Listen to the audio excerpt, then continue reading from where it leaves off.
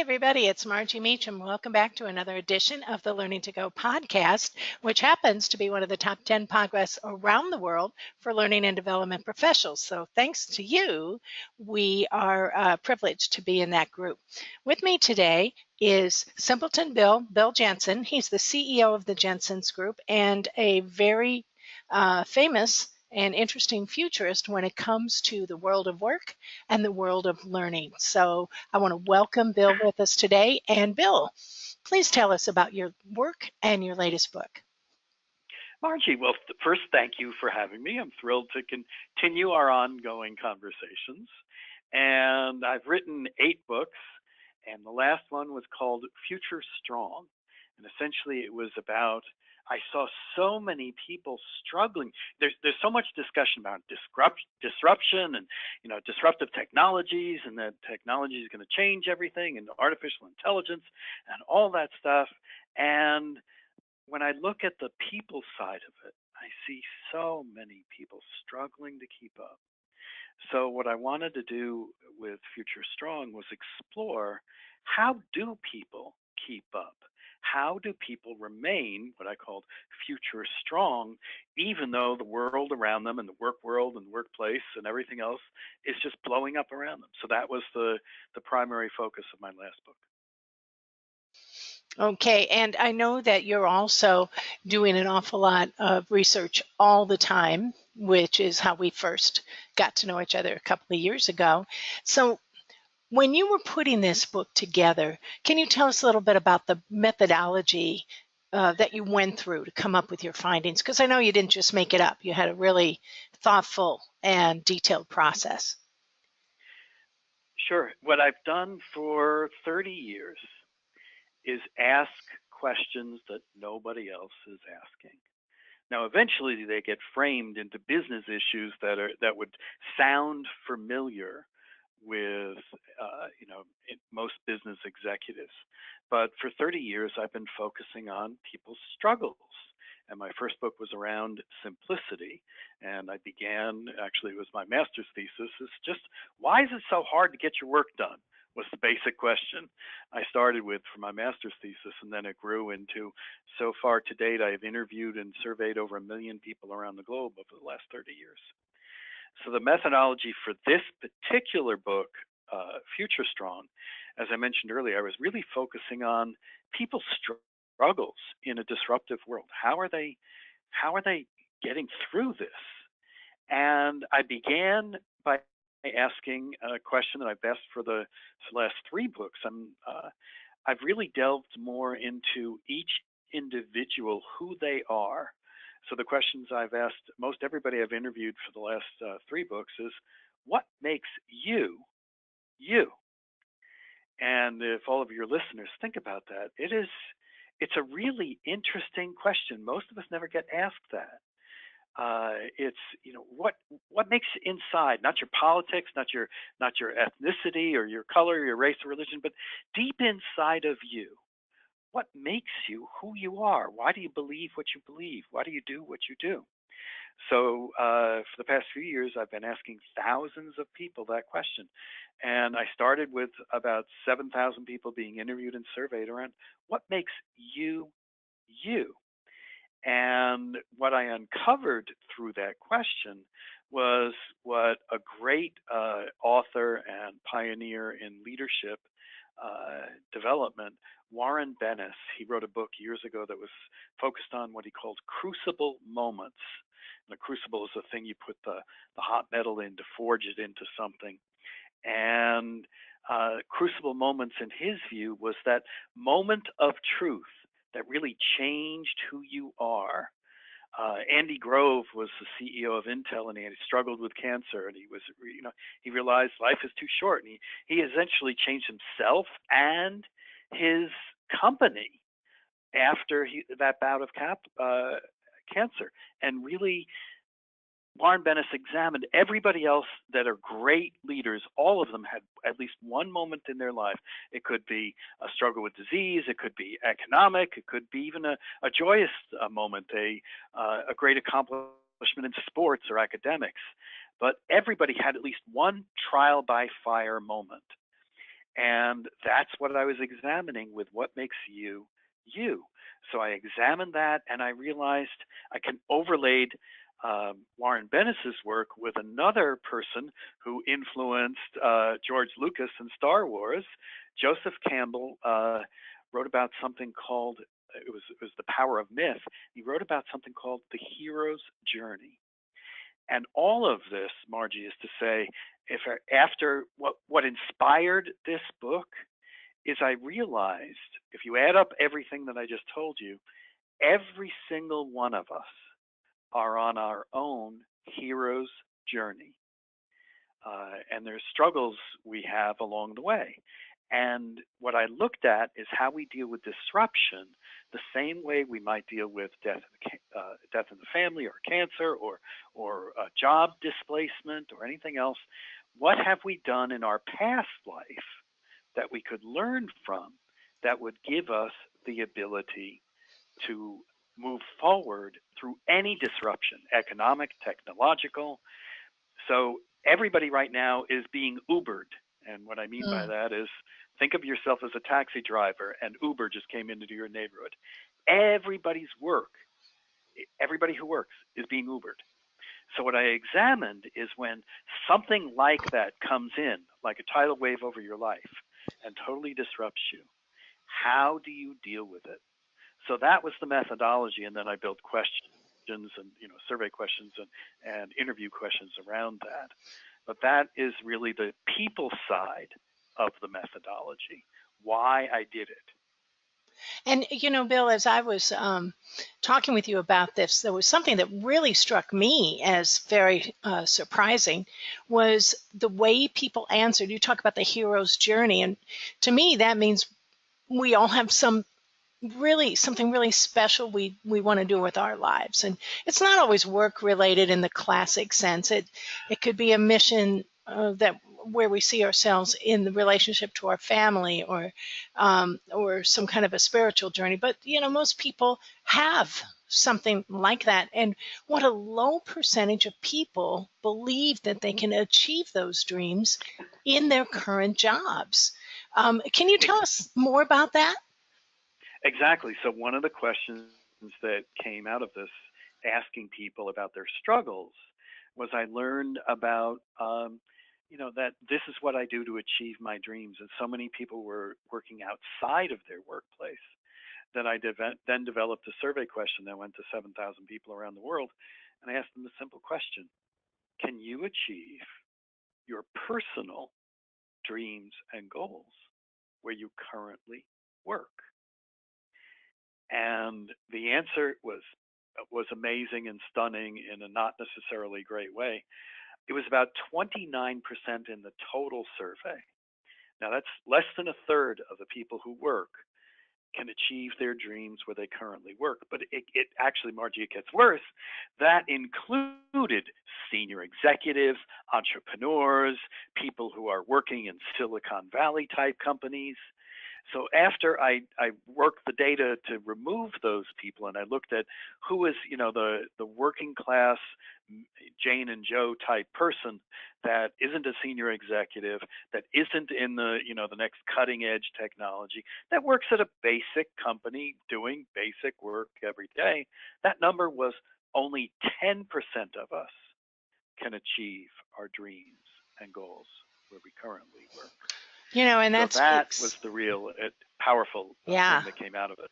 Yeah, and I'm sorry I jumped a little ahead of you there, but immediately I started thinking about all the companies who are clients of you or me or people listening who are striving to get engagement and spend a lot of money on it. And it strikes me that it's probably nearly impossible to get an employee to be engaged who doesn't believe they can fulfill their dreams in the job. So this is a huge problem. Well, the reason we're getting it all wrong around engagement, first, if you look at the models around, everybody says, high engaged employees are important and high engaged employees deliver business results. But if you look at Gallup, has been the leader in tracking this. If you look at their models and their results since it began, we've been tracking around approximately 1/3 are only engaged, and it hasn't changed. It hasn't changed. It's in that neighborhood since we began. So all the efforts on engagement and all, we're going to get everybody engaged, it's basically flatlined since the beginning of the focus. And the very reason there's a flaw in the assumption, and my mom taught me the definition of assume. I don't know about you, but it's, when you assume, you make an ass of you and me. We're making an ass of everybody because of the assumptions that are built into engagement. The very basic design that it started with is, how do we get people to give more of their discretionary time and effort to the company? Well, there's two things wrong with that. First, I don't know anybody who has discretionary effort and time. Everybody is working 29 hours a day, 10 days a week.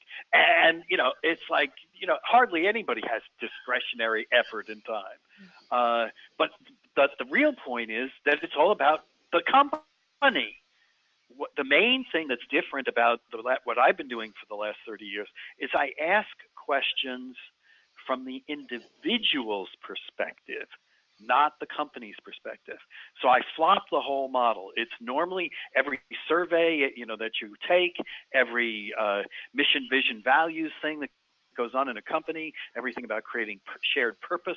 It always starts with the customer, then the company, then the team, then the individual. And I work backwards, start with the individual and work up to the company and the customer. And that's the main thing I've been looking at for 30 years. It's different. Yeah, I think it's very different, which it sounds like such a simple idea, right? Which is, I guess, where Simpleton Bill came from in the first place. So let me ask you, when you talk about the individuals, a lot of folks are scrambling right now to understand millennials as though, they came from another planet. I think we're exaggerating all that a bit, but certainly there are some generational differences. Did you uncover any differences like that, millennial or otherwise? There are two sets of truths here, and one is they're same as everybody else throughout time, began.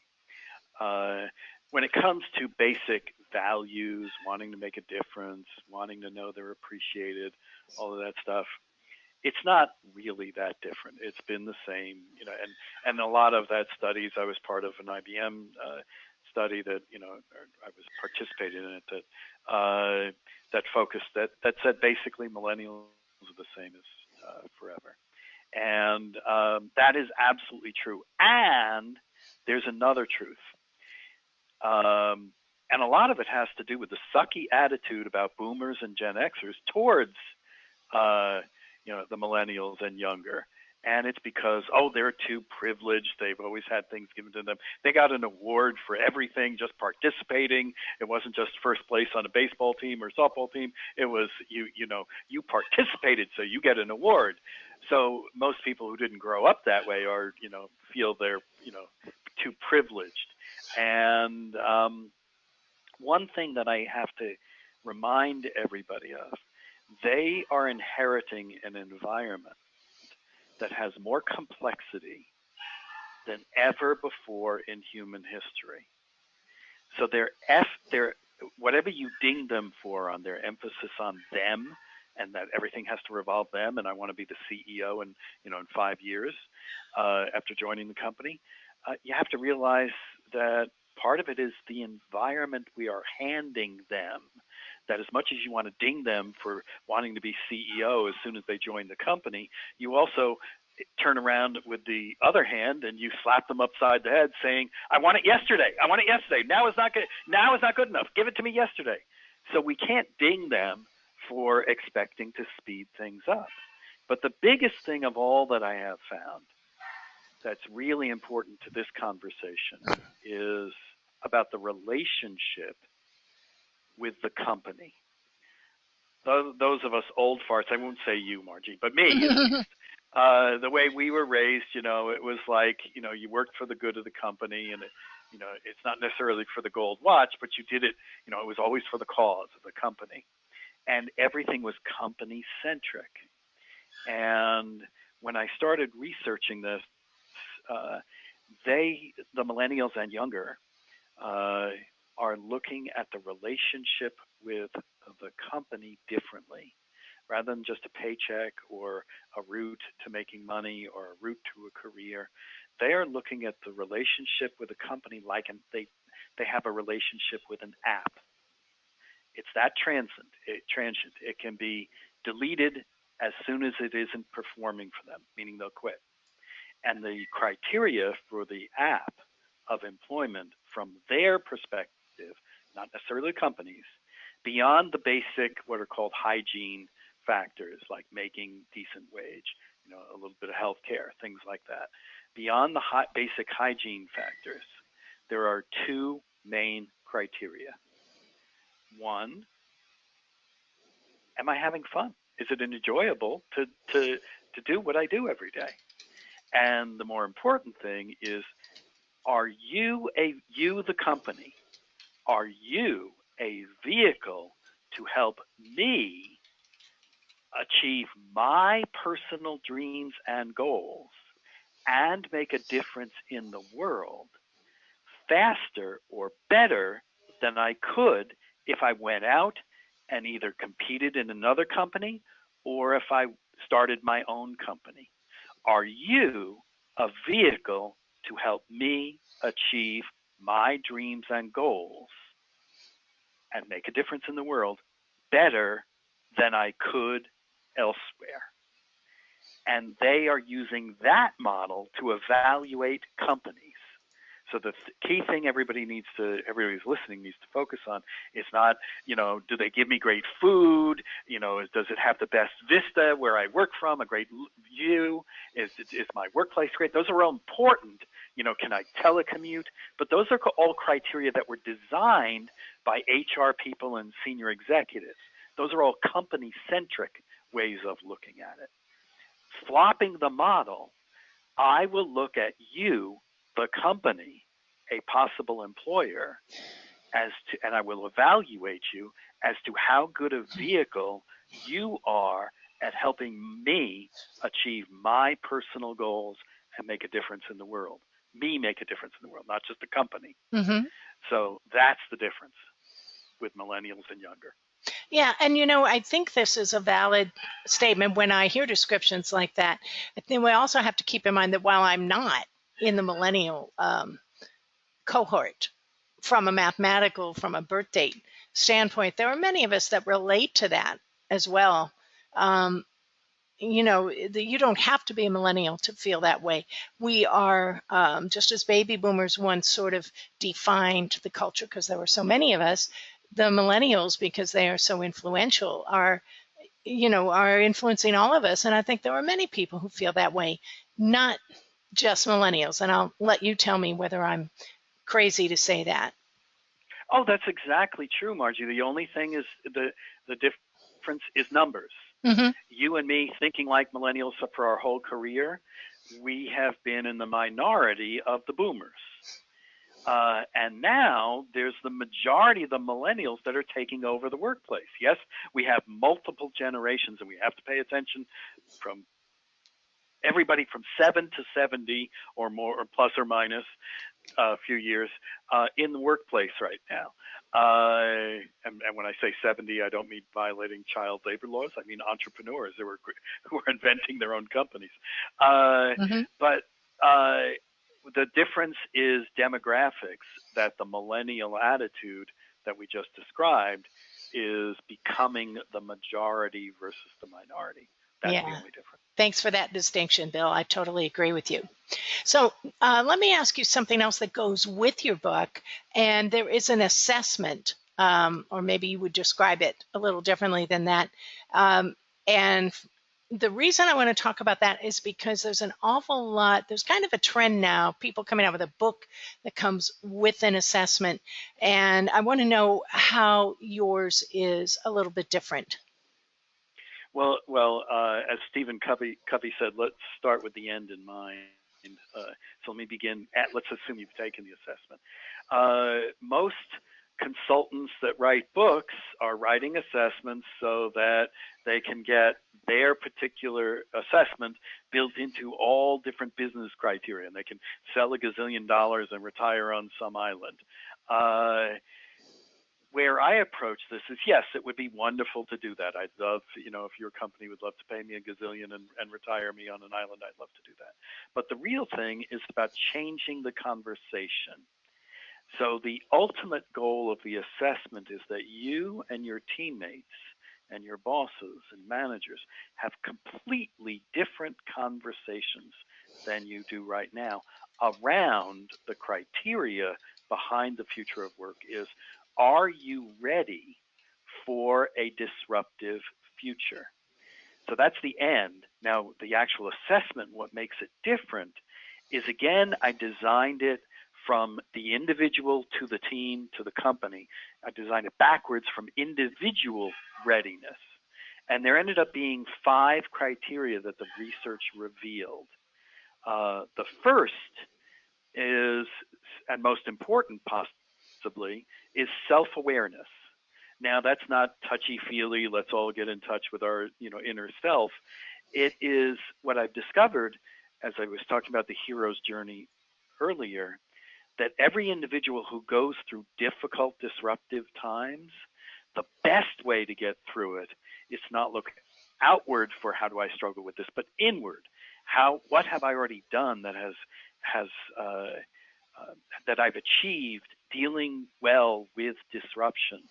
So, for example, the very first question in the assessment, it's 75 questions total, 25 individual, 25 team, and if you go that far, 25 for the organization. But the very first question is agree, disagree in varying degrees. I can easily define what makes me who I am and how that drives my personal visions and passions. So it begins with self-awareness. How well do you know you in order to apply that in a very disruptive world? Another area is passion and drive. Not just are you passionate, but are you able, we're entering into what's called the gig economy, where more and more of us will freelance or work as a contractor basis for one company for 6 months, another company for a year, another company for 2 years, and we will bounce around as contract workers. Passion and drive is how well are you able to transfer and translate what you are passionate about to every different environment. So could you work at Facebook for 6 months and then go to Apple for the next 6 months and still be who you are in the different cultures? Margie, the next one I want to emphasize is probably the toughest. It's called trust and risk. Mm-hmm. And this is where people score the lowest or have the biggest struggles. The 3 scores we give out are either future strong, future passive, or future shackled. Many people, if not most, end up being future passive in this area, trust and risk, because it's about your willingness to be vulnerable. Not just like Silicon Valley says, fail forward and projects are allowed to fail, but are you willing to look bad in front of your peers in order to succeed? Are you going to try and cover for yourself? This is one where most people really, really struggle.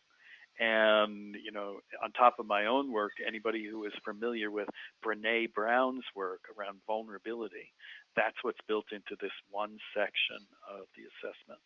The 4th is called Sacrifice and Grit. There's another book out there that's popular called Grit. But it's around not just are you gritty, are you willing to persevere through hardships towards a long-term goal, but there's something that's critical in a disruptive environment. Are you able to tell when you are making sacrifices and taking on hardships, which ones are the best for you, not just your company? Because companies will push a whole bunch of sacrifices and hardships on you, but are you able to determine which ones are good for you and which ones are not? And the last is agile teamwork. And not just, being agile or, speedy and being able to change. The model that I used for this was based on the work that I did with the U.S. Navy SEALs around the SEALs, are small units that are like family. They have Mm-hmm. each other's back. They have each other's lives on the line. So agile teamwork, having each other's back, Margie, is not just like if you and I were on the same team, did I cover for you while you were sick or had to take a day off, but if either of us, you or I, wants to retire in the next couple of years, watching out for your back, watching out to see if you are developing you and working towards your goals, not just the company's goals.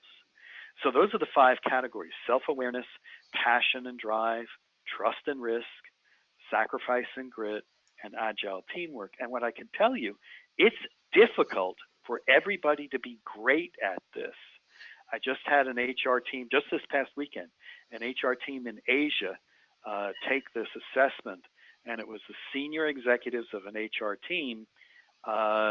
Overall, the team scored strong, but 3 of the 8 people that were on that team, that were the head of HR for all of Asia for this particular company, were scored future passive. So even very, very senior execs who are running global companies struggle with some of these issues. Yeah, and I think that a lot of the folks listening struggle with this because the learning and development space has already evolved for many of us into a portfolio career where you are not going to be able to stay with a single employer. You're going to move around even within the organization, maybe quite a bit, even in roles that aren't called training all the time. So a lot of the folks listening are in one of those kind of gig economy experiences already and wondering how they can future-proof themselves for that. So exactly. So I strongly recommend the book. Go ahead. That's what the assessment focus on, and it's not just touchy-feely looking inward. So, for example, trust and risk. How willing are you to be vulnerable? There's an art and a science now to gaming, and many futurists have put forward that the future of almost all learning and development will come through virtual reality and all sorts of gaming that are being driven by AI. So one of the questions in trust and risk, not just am I willing to, embrace failure, but one of the questions is, I am highly skilled at learning to take risks and push my limits through rapid prototyping, simulations, or gaming. So what it does is it overlays, this assessment overlays the trends in the future of work with a personal assessment and helps you figure out whether or not you are prepared for that disruptive future. And that's the first step on that hero's journey. Once you identify what you are or not prepared for, then you can start to take control. And I think another thing about your work that I really like is it's about choice, is that and thank you for saying it's not all touchy-feely, because it drives me crazy when you buy a book and there's like nothing to it. There's no science. There's no, there's a lot of nice little stories and fluff, and then it's over. You're like, I read this whole thing trying to get specifics, and that is certainly not the case with your work. So, well, you could speak more to this than I, but a lot of us go to what you would call the lizard brain, and the reptilian in us that is flight or fright, and we run away from things, and we have fears against things that we should not have fears about. So a lot of this is based on the neuroscience of how well do we make choices when there are disruptive and possibly fearful looking choices ahead of us. Yeah, that's a great thought to end on. And everybody, of course, you can follow us on iTunes, and on our site, you'll find out how to get all of Bill's 8 books, as well as links to all his social media contacts. And where can people reach you, Bill? Email is bill@simplerwork, SIMPLERWORK, and simplerwork.com, and that's the address also. Okay. And everybody, you have been listening to Bill Jensen, the CEO of the Jensen's Group, futurist and expert on the future and the present of work and how you can prepare yourself for the future. So thank you very much, Bill, for your time today. And everybody, I look forward to talking with you again next time.